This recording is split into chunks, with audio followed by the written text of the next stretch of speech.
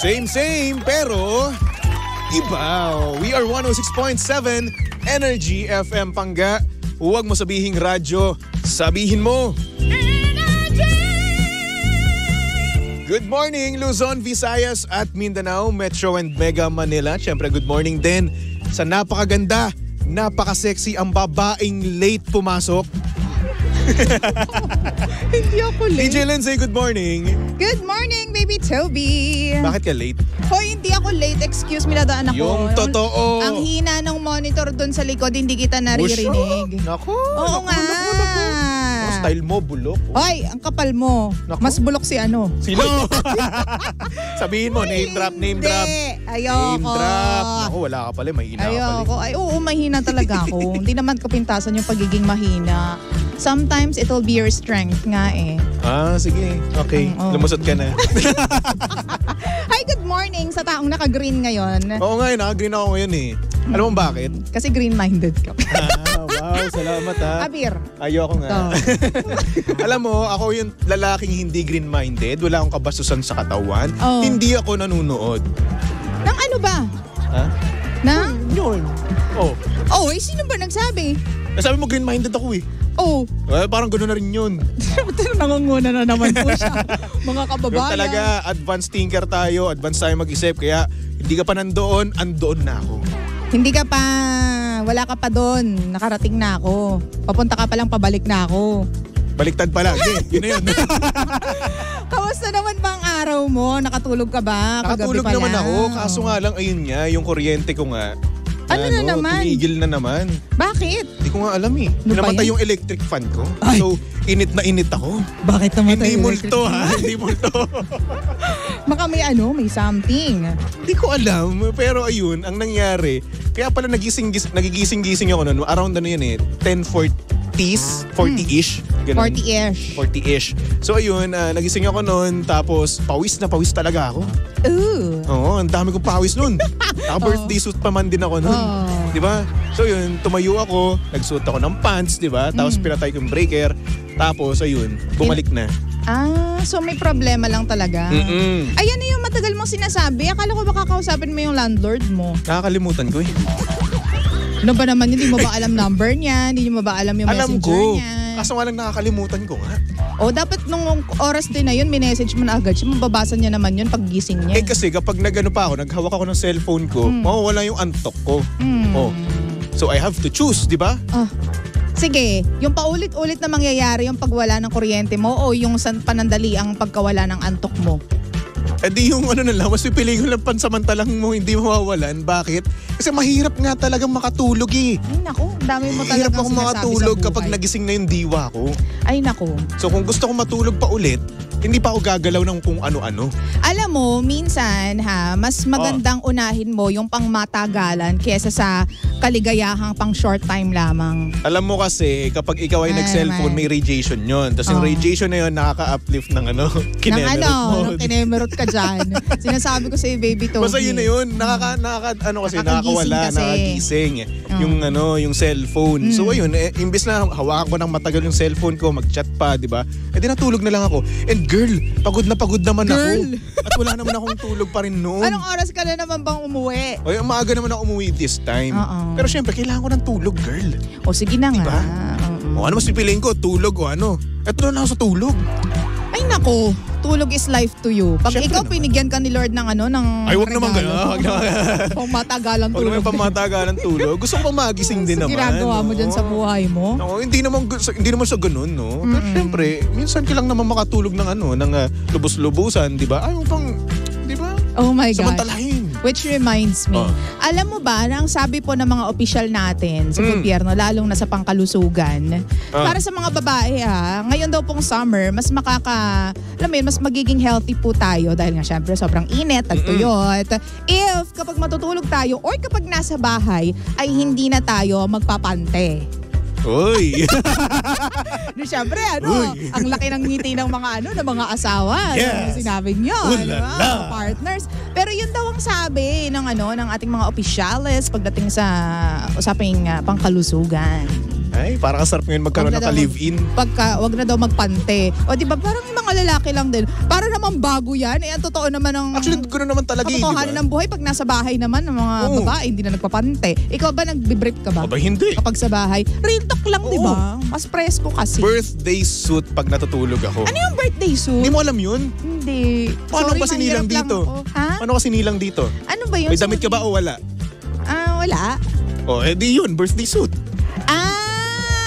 Okay. Sorry, akala ko. Birthday kasi, akala ko celebration. Ilan taon ka na, girl? Suit ba't tinawag mong suit wala ka naman palang damit? Yun kasi ang tawag doon. Yun Birthday suit nga kasi. Ng mga Gen Z. Sorry. Oo. Okay lang naman yan. Alam ko naman yung generation natin magkaiba. Ang layo. Ang kapal ng mukha. Sampalin kita dyan na isang very, very hard lang. Hindi yun nga. Wag na daw magpante at wag na daw mag-brief. Nakadagdag kasi yun eh. Oo. Sa labahin. Labahin pa, di ba? Imbis na mayroon ka pa magamit the following week, di wala na, di ba? Kapag nasa aktuhan na sobrang busy mo at hindi ka nakapag-laundry, nakapaglaba, di ba? Di may magagamit ka pa. At saka kasi may mga pante at saka mga brief, may mga underwear na maganda naman siyang isuot kapag aalis ka. Pero kapag nasa bahay ka lang, alam mo yung sobrang, alam mo yun, yung korbadong-korbado na hindi na makahinga. Yung butas-butas? Hindi. Ibig sabihin yung hindi na makahinga yung katawan mo. Na parang ang sinasakal kapag yun yung suot mo na auntie. Diba may mga ganun? Ikaw may ganun ka ba? Wala.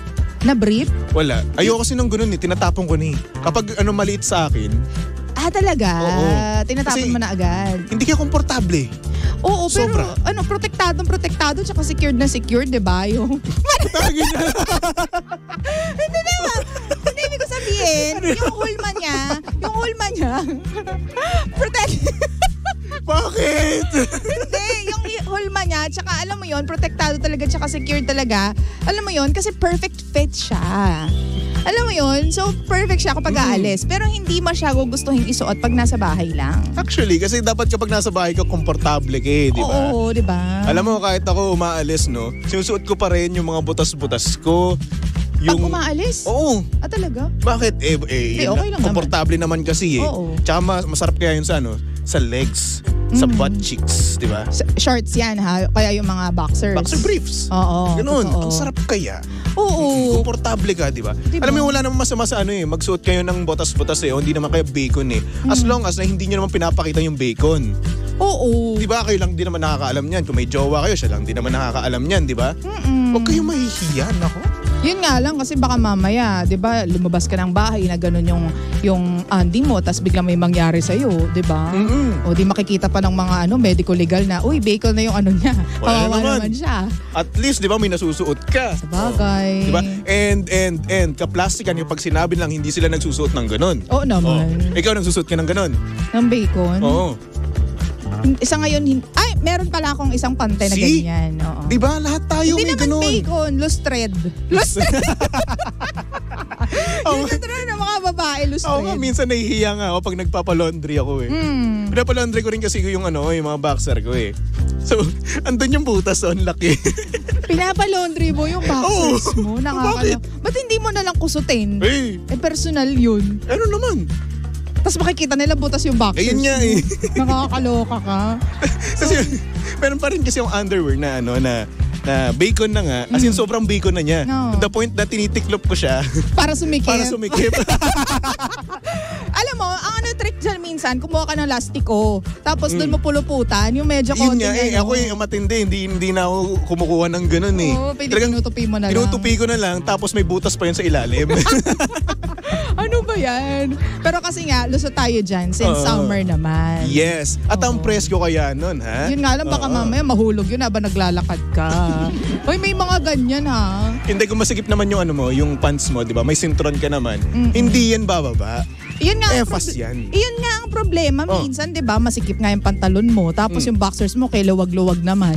Ay, hindi. Paano kung bigla siya mahulog doon? Alam mo kasi, pag nag-boxer ako, dapat ina-above ko yung boxer ko kaysa dun sa Kumbaga, same level lang din pala ng belt ko para hindi mahulog.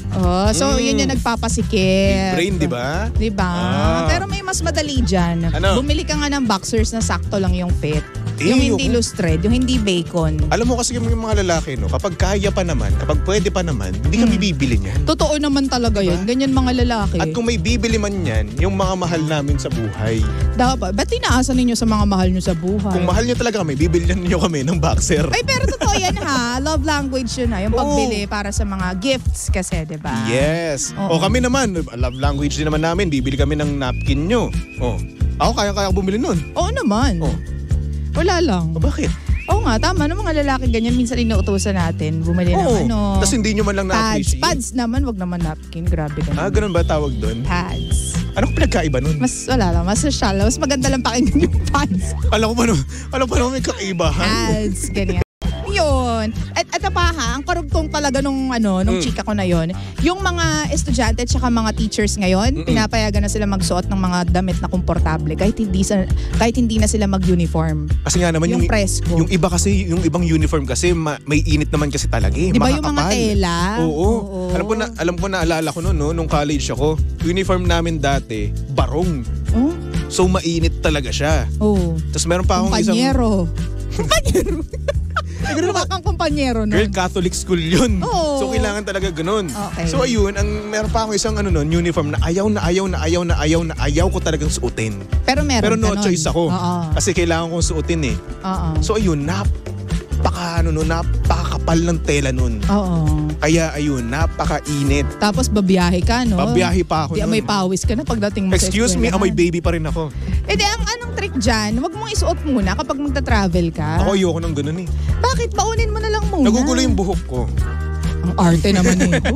Hindi nga, para alam mo yun, hindi nasisira yung forma mo. Di pagpasok mo, babiyahe ka pa naman, di mag-t-shirt ka lang muna, yung panloob. Di ba may panloob naman kayo? May panloob, oo. Pero yun nga, nagugulo nga yung buhok ko. Ano ba yan? Siyempre, aayusin mo kami kasi mga lalaki, no? Aayusin namin yung buhok namin. Pagtatagal kami doon, tapos guguluhin lang.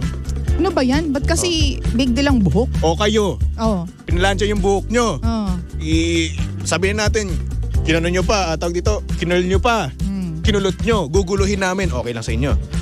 Madali namang mag-set talaga yan eh. Kahit anong gulo ninyo, walang mangyayari. Maarte lang talaga kayo mga lalaki. Sige na, kami na. Oo, di ba? Ayaw mo ba makipagtalo ngayong umaga na to? Gusto mo makipagtalo ako? Hindi, wag na. Kaya naman dyan eh. Tayo eh. Tiklob ka rin naman pala, no? Alam mo kasi matatalo ka. Okay lang. Next time na lang, wala ako sa mood. Di ako nakatulog ng maayos. Bakit di ka nakatulog? May sakit si Romel. Nilalagnat. Ang taas na lagnat siya. Yan. Anong binigay mong kiss? Ay, kiss. Gamot pala. Madami. Anong like? Madami. Aspirin. Pili ko ngayon yung rason kung bakit siya Insane, nanghihina mo ka. Oy. Sorry. May nakapagsabi. Ano yun? Na minsan, kapag daw may sakit, ang partner mo, ang kailangan mo lang daw is touch. Ayun nga, sumobra nga siguro.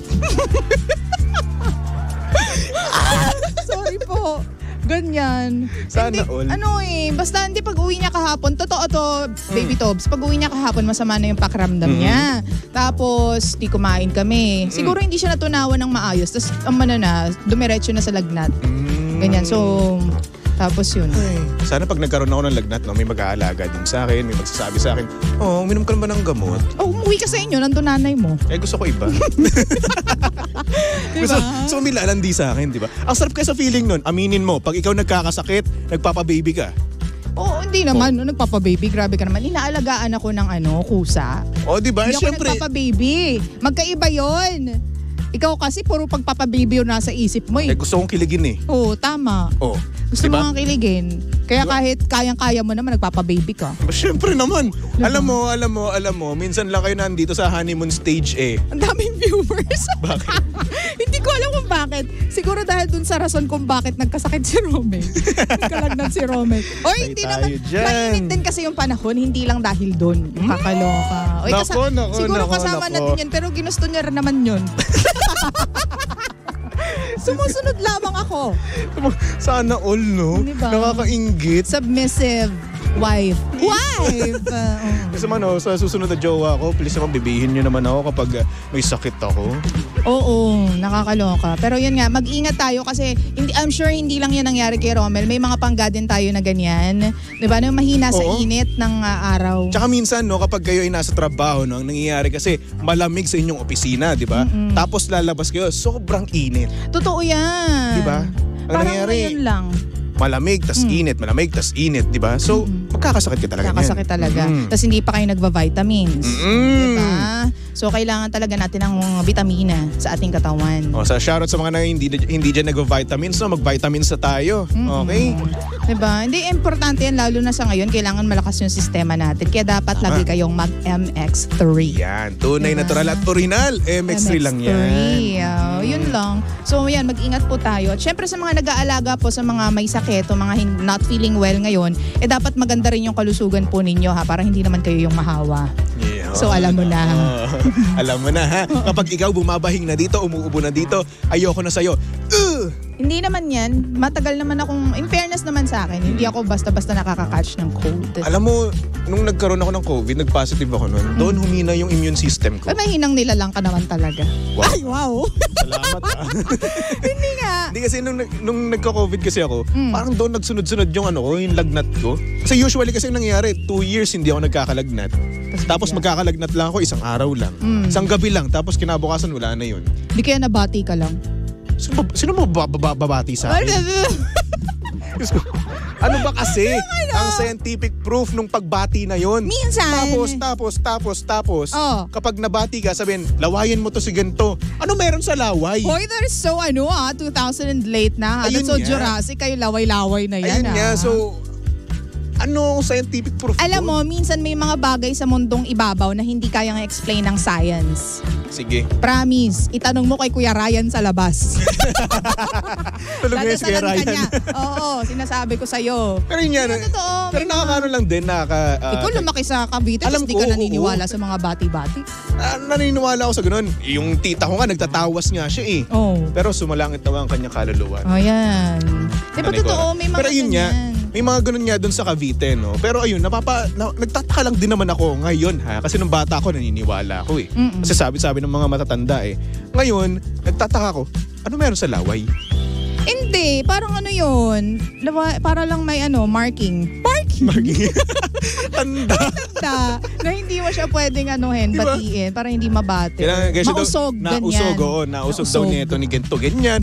Anong meron dun sa isang tao na yun? Hindi, may mga matatabil kasi minsan. Hindi ko alam kung tama yung term, pero may mga ganyan madalas makabate. Lalo na kapag gutom daw yung tao. Ayun nga, anong meron? Basta yun nga, hindi siya ma-explain ng science. Pero kapag gutom ka, huwag kang masyadong magdidikit sa mga baby. Kapag nilawayan, automatic baby wala na. Baby Toby ka pa naman. Oo. Ganun? Ewan ko. Alam mo, makisama ka na lang minsan. Can you please, elaborate? Kuya Ryan, halika yung mga elemento mo dito, papasukin mo nga yung Huwag naman yung mga elemento, Diyos ko muna naman. Pakasundan ako nun, di ba? Sinasabi ko sa'yo. Mag-isa lang ako sa apartment ko. Yan, oo. Sabi dito ni Isabel, tama si DJ Lindsay, hindi lahat kayang ipaliwanag ng siyensya. Ano ka, manap ka ng kakampi mo. Malamang si Arch, nurse yan eh. Si Arch, may anting-anting yan. Hindi, si Arch nurse, nurse yan, so naniniwala siya malala sa science. Science. Oo. Yes, tama DJ Lindsay. Di ba? Yung mga ganyan. Ewan ko ba? Maniwala tayo. Ang dami lang ako question sa buhay-buhay ko. Siyempre, kapag wala ka ng question, kasi curious na tao kasi ako. True. Oo, kaya kung ano man yung naiisip kong mga katanungan na hindi nasasagot ng kung ano-ano. O kasi kakaiba din yung mga tanong mo.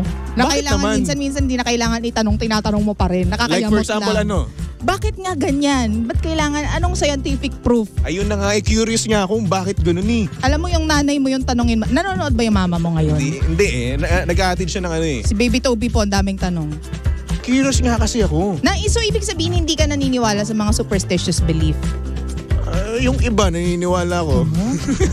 Ito, pipili lang ng mga papaniwalaan niya. Siyempre, di ba, kapag may proof, kung hindi naman kaya na-experience ko, like for example, multo, na-experience ko na yun. Naniniwala ako may nagpaparamdam talaga. O yun nga, hindi kasama na rin yun. May mga pangtaboy nga ng multo mga bad entities mga black entities. Basta, sige, bahala na. Ano ka ba, nung isang gabi nga, magkakasama tayo, meron nga nakadungaw dun sa... Wag kang ganyan. Di mo alam, ako nag-edit ka, may kasama ka dun. Uy, wag ganun, patay ang ilaw ko ha. Oo nga. Sabi ko sa'yo, baka sumama na yun sa'yo, kaya hindi ka Kaya kanina ginising ka. Wag ka naman ganyan. Malay mo lang. Uy, wag naman ganyan. 10 p.m. pa yun. Maaga-aga pa yun. 10 p.m. Dilim na din yun. Tandaan mo, magkakaroon ng solar eclipse. Huwag ka naman ganyan. Sa 8 daw sabi ng mga hindi rin natin alam kung totoo yan. Pero may kumakalat ang nagda-trend on social media na dapat April 8, wag daw tayong lumabas. Bakit na naman? Kasi nga, eclipse. Ano meron sa eclipse? Kapag daw lumabas ka at na-expose kasi, alam mo. Ano naman meron? Kapag daw na-expose ka sa eclipse, bad luck daw yun. Bad luck? Mamalasin ka daw. Mamalasin? Oo. Bakit? Eclipse nga daw kasi. Ano kayo ito nun sa'yo? Basta hindi daw dapat ikaw lumabas, hindi ka daw dapat ma-expose eclipse. Matagal na yan sinasabi ng mga tao. Ibig sabihin, mga townes. Sa March 8, wala tayong pasok. Ganun ba? Hindi naman sa ganon. Baka mamaya. Ay wait, 8, di ba? Ano bang araw? 8 kasi, siguro kaya alam mo, ililive ng mga tao. Alam mo, eto Kaya siguro naiisip nila yan na mamalasin ng mga tao ng April 8, no? Kasi susunod na araw nun, walang pasok. Long 2 weekend. araw. Long weekend nga yan. Not sure pa kung walang pasok ng 10 Kagitingan ba tsaka end of Ramadan, tama ba? Yes. So ayun. So siguro iniisip nila or tinatakot nila yung mga business-minded dyan na magpapasukin yung kanilang mga empleyado. Alam mo ikaw, judger ka. Alam mo na pagko-connect ako na Ewan ko sa'yo. Pero yun nga yung sinasabi ng mga naniniwala dyan sa mga, ano bang tawag doon? Yung mga... Ano? Feng shui, ganyan. Feng shui. Yun ba yun? Oo. Sige, ikaw matalino sa atin na. Iba naman talaga ang pronunciation. So, yun. Pero ayun, kayo na bahala kung gusto nyong lumabas o hindi. Pero kung may pasok ako, papasok ako niyan. Malas man o hindi, okay lang yan. Sanay na ako. 2024, hindi. Ilang months na nakalipas, malas ako. Ano pa? Sige! Sabi dito, nung nasa military ako, lagi kaming kinakabahan pag may patrol, pag eclipse. Anong ibig sabihin? May ganun? Oo. Sabi ni Carlo, ang galing ni Baby Toby mag-connect-connect. Di ba? Carlo, apir tayo. Di ba?